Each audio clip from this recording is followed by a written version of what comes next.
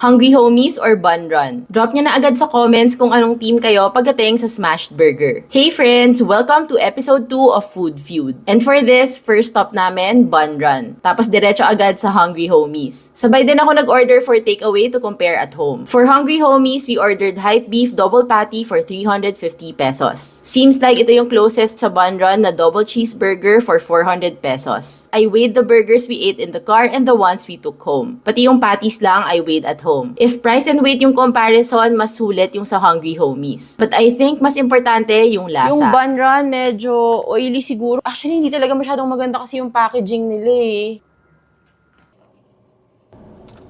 Gusto ko yan, yung crispiness niya, at saka grill flavor. Yeah. Mas beefy itong patty nito. Ito, no? The bun is also very soft and fluffy. Personally, kasi gusto ko yung mga medyo sturdy type of bread. Pero masusuka yung lasa ng bun nito. Buttery. It tastes